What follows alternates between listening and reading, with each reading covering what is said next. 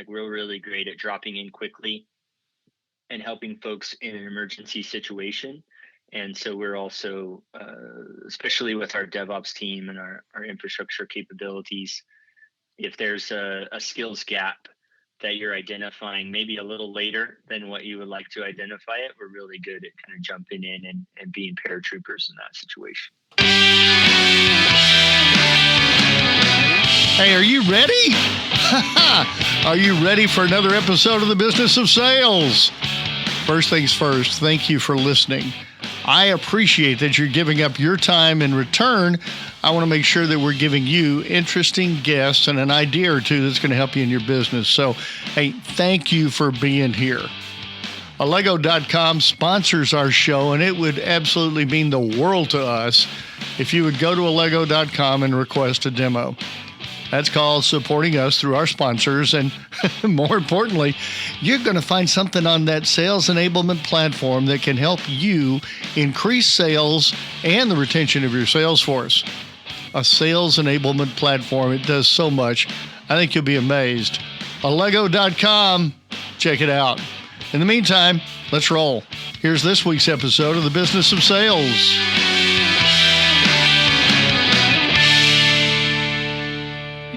Folks in the world today that say they are serial entrepreneurs. I don't know if that means they've had a lot of businesses that failed or if it means that they've just tried to start a bunch of businesses. But the gentleman that's on the show with us today has been able to create successful businesses in being a serial entrepreneur. And we're very excited about having Ben Johnson with us, who runs Particle41. Let me tell you, Ben is a guy that knows the technology side of business, and he's going to share some of those great ideas with us here today, right here on The Business of Sales. Ben, thank you so much for being with us today, buddy. I'm excited to be here. Yeah, me too. This is going to be fun. This is really going to be fun. Hey, just give us a real brief background on who you are and what you do. Sure. I'm Ben Johnson. I'm the CEO of Particle41. And we're a global software consultancy that loves to get involved in inspired product development. So we want to accelerate your business through software engineering, software development, and we do data science and DevOps as well as your typical application development. So we have a really broad range of services that we offer. And, our biggest goal is to accelerate your business at the pace that the market demands. Well, that sounds pretty cool. Can you give me an example, Ben, of something that you've done for a business out there and helped them, how you've helped them? Sure. I mean, our services are really wide ranging. So we have successful case studies, and even like just the most obscure is like a VR application in the safety space. So folks can go learn how to drive a forklift inside of one of those Oculus headsets, and we're doing the software that produces those, I guess you could call them games, those virtual reality games where you learn how to drive a forklift. And there's a whole suite, safe patient handling, ladder safety. So we're even doing the software instead of VR headsets, but we're also doing things like getting mobile apps live. One of our other case studies is with a really cool business called Forte. Forte is a place where you can go to get music lessons with amazing certified teachers. So imagine you're in the Midwest somewhere and you want to get a lesson from somebody at Juilliard. Forte makes that happen. It's a marketplace for music lessons. And we created the in-lesson experience, or the better than Zoom kind of video conferencing that allows those lessons to take place. Wow. So if I'm a business owner out there and I've got some wild ideas, not wild necessarily, but some ideas about how I could use technology possibly to grow my business, you'd be able to help me build out that idea and figure out which way we want to go and how we want to do that, right? That's absolutely right. Even if it's not as sexy as VR headsets and, even if it's just, hey, I'd really like to get my systems talking to one another in a more streamlined way. I'd love for my team not to have to enter the same data in this system as this other system. Or I just want a really good dashboard that shows me how my business is doing. And I know that that's not as simple as just plug and playing some software. So even those, table stakes ideas, like system integration and data visualization, we're more than happy to help with that stuff as well. And Ben, I'm a salesman, sales guy. That's kind of where I am with this thing, and I just have to ask. I can't imagine, and maybe I'm wrong here. You fix me. I can't imagine that there's a line of 1,000 people standing outside your door waiting to get in to talk to you about building software. Where do your clients come from? So our clients come. I built the majority of my business by referral. So being dependable is key. So we feel like if we follow our core values, the result of that is being dependable. And then client one tells client two tells client three.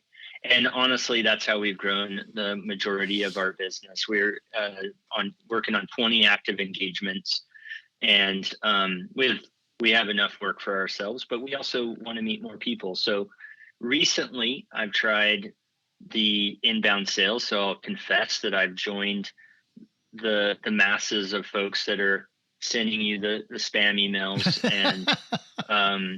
and maybe even sending you a LinkedIn invitation.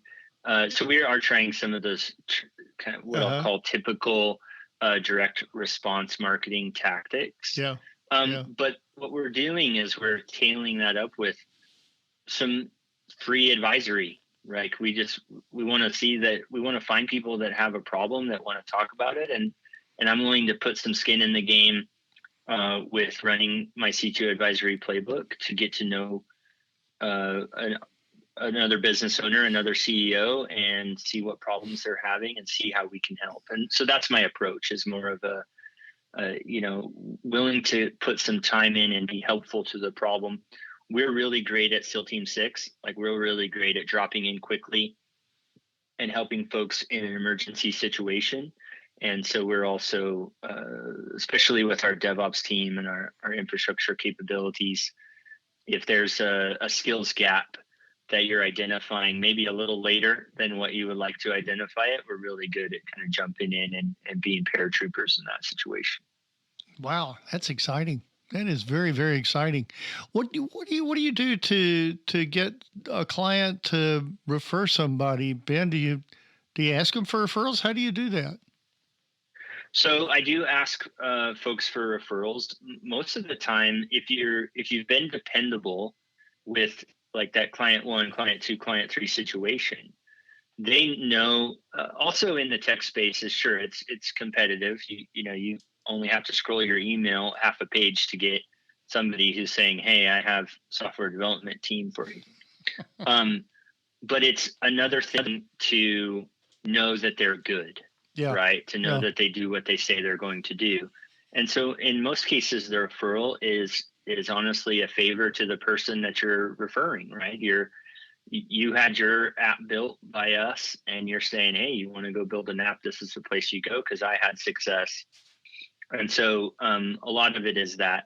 I do partner with some top tier MSPs who really like to take care of the IT part of the business. Wait a minute, not necessarily. Ben. Wait a minute. VR, you define for me eventually. What's an MSP? Sure. So an MSP is a managed service provider. So Okay. You would go to a managed service provider to say, take care of your IT assets, keep them in compliance, and they generally offer 24/7 support on your IT assets. So an MSP, managed service provider, kind of provides you what I would say a fractional NOC or network operations center, or they'll kind of take care of the infrastructure for you, the IT side of the business, but they typically don't touch the applications. Mm-hmm. Yeah. And so one of my big referral partners is a top tier MSP that works, that really owns the cloud space of a bunch of enterprise businesses. Yeah. But when they need application help, we drop in and help with the applications. So I've also worked out some referral partnerships that have helped us grow as well.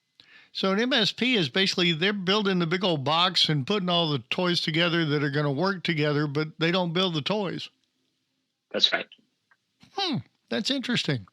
Very, Yep. very interesting. I moved to a learning management system at one point in my career, and it was amazing to me how specialized a lot of the IT folks in the IT world are. Well, we only do this little piece, and you're going to have to hire somebody else to do that little piece, and then you're going to need somebody else to help you integrate it. It was quite a challenge. For sure. I mean, you need people to do what they're good at. This is really why you use a boutique service firm like us, like Particle41. Mm-hmm. Your focus is whatever your core competency is, right? You're building your particular widgets, or you're involved in your particular industry. Your core competency might not be software development, but by working with us, you get our 20 years of expertise, plus our panel of people, and really what we charge you for is the labor itself, right? The people who are doing the labor. So by using boutique service firms to help you grow your business, you can even do this in HR, where maybe you're not quite the size of team that needs a full-time HR director or a full-time HR generalist. You can find outsourced HR companies that'll just help you with exactly what you need. Mm-hmm. Yeah. And you're getting their years of compliance expertise really at a discount, because they're fractionalizing that across multiple clients. Mm-hmm. So yeah, Mm-hmm. I mean, I think it's a great strategy to leverage or outsource certain functions. And we do great at filling skills gaps that exist in an organization without the overhead of having to pull in that talent and then create a software development culture, when your culture may be something really precise to your industry. Mm-hmm. Yeah. Yeah. I've talked to a number of the fractional folks out there that have taken their expertise and they do it for a number of different companies. And, latest one was a lady who was a fractional head of human resources, for Yeah. example. And she could be the chief human resource officer for 6 different companies, because none of them are big enough to take all of her time, but together they more than filled up her week and filled up her bank account as well. Yeah. And I mean, I'm offering fractional CTO services. My company is led by 4 CTOs that have kind of owned, that have slightly, we're unique. All 4 of us are unique. Uh-huh. But so we have that pedigree, and then based on your problem, we'll map you to one of those 4 CTOs, and we'll give you those fractional CTO services. And then you also get the software development or the actual execution muscle behind and connected to that. Mm-hmm. Mm-hmm. Boy, that's interesting. I don't know. IT stuff just leaves me every now and again and just goes right over the top of my head. Ben, tell me this though. Dan, you've been in business now for 20 plus years and you've been running businesses. In today's world, what do you think is one of the most important things that a business owner needs to watch and to be careful about and to know about? And what's one of those most important things that a business owner needs to deal with today? I call this there's so many different ways I could answer that question. That's a great question. Right now, my main focus is kind of like personal discipline, and then from there, extreme ownership. So, really, I think as a business owner, you kind of have to take care of yourself, and so generally that starts with like the morning routine, and some sort of practice of goal setting. This is just not the market is not really embracing, like, you just can't wing it, right? Most of our ideas are something that somebody else has done at some point. You could be in that 1% that you're working on an idea that's truly unique. But it's kind of like trying to write original music right now, and then and you write original music, and nobody can ever say it sounds like something else. Of course they can, right? We've been in decades and decades of music, right? So you're going to create some music, and it's going to be comparable to some other music. So you have to make sure that you're a master of your craft, and that you're that you're constantly evolving. And I think that starts with good personal discipline, a good morning routine. And so, focus on, I'm really focused on 4 pillars: faith, family, finance, and fitness. And I think having those 4 pillars nailed for me personally is really important so that I can be the best for my clients and for my employees. Boy, that sounds great. Faith, family, fitness, and Finance. finance. Yeah. That always is a good thing to have, right? Got to pay the bills. Right. That is wonderful. How do you work all that into your morning routine? So, I mean, great question. I appreciate that. I mean, really, first thing I do when I get up is I go for a walk. Right now, I'm going for a walk. Maybe next week it'll be some form of weight training or whatever. But right now, I put a steep incline on the treadmill, and I grind it out. I listen to some learning content as I'm doing that, and then after that, I do some faith work. I'm a Christian, so I study my Bible. I do some journaling, and so now I've knocked out faith and I've knocked out fitness, and I've only been awake for an hour. Right? Yeah. So 30 minutes exercise, 30 minutes of faith-based meditation, and then I do about 15 minutes of planning. I check my calendar. I make sure I got my day organized, and then I start cracking. So you get your head on straight, and then you go to work, and you start doing what you need to do. How do you plan your day, Ben? How do you know what to do when you get up in the morning after your morning routine? When it comes to business, how do you know what's on the list of things to do today? So I'm a calendar blocker. So I sit with my assistant every week, and we agree on weekly targets. Like, hey, what are the things we're really going to get done this week? And so we kind of nail those things down. And then so I have weekly targets, I have 90-day goals, and I have annual goals. And so and then based on those things, then I'm blocking time on my calendar. And of course, I have regular standing meetings with clients. And so usually the day is fairly planned out. Plans are made to be broken, right? So you got to maybe make some adjustments. But sure. Generally, the majority of the day is blocked, and I'm a big calendar blocker.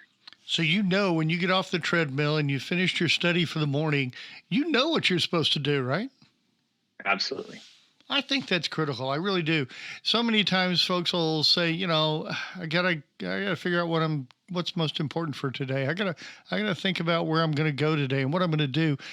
I'm with you. I like to do that on a weekly basis and just realize that every day, at the end of the day, maybe I still have to tweak my plan for tomorrow, but I don't have to create my plan for tomorrow. I'm with you, Ben. I'm with you on that one 100%, brother. Yeah, I think that then we start asking ourselves, what do I want to do? Yeah. And that's a dangerous question. Right? Well, what do I want to do? I want to do nothing, right? Like that's a dangerous question that can harm revenue. Yeah, just a little bit. Let's see. I want to go play golf. Yeah, right. No, that ain't gonna do it. I love it. I love it. Ben, what anything else that you'd like to share with our audience of similar people as you, business owners and entrepreneurs out there, and maybe professional salespeople? Anything else you can share with them to help them in their day?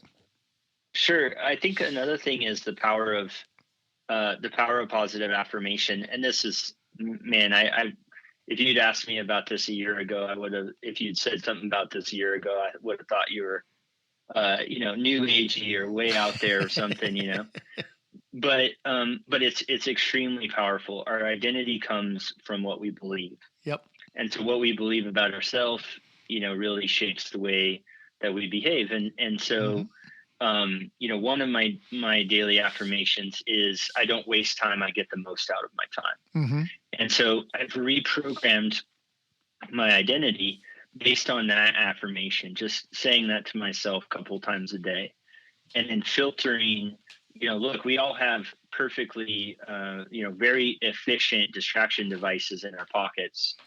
And I love it. That's exactly what it is. It's a damn distraction device. yeah, at any time we can blow any amount of time on some reels and just flip through the reels until our minds are dead, right? Absolutely.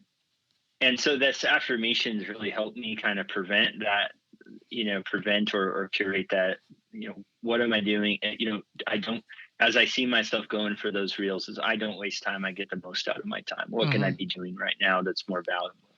Yeah. And I think for business owners and especially sales professionals like your audience, every minute matters, right? A couple minutes is another call, another prospecting, another refining of the sales pipeline. That really matters. So I think, and like, I don't create these haphazardly. Like, I don't have a dozen of them. I just have a handful that I'm really dialed in on. Another one that I have right now is I speak courageously, not cowardly. My words matter. So when I say something, I mean it. And so that idea of courageous speech versus cowardly speech or soft speech is one of the affirmations I'm kind of baking in right now. And I'll tweak them as I come up with better words. Sure. And like, I only have a handful, but I think that's a powerful tool for really reprogramming your identity.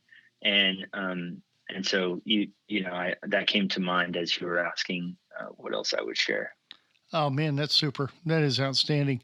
Ben, thank you again for being on the Business of Sales. Really enjoyed chatting with you today. Oh, my pleasure. Thank you. And for everybody else out there, y'all go make it a great week. Have a wonderful time. And I'll see you again next week right here on the Business of Sales.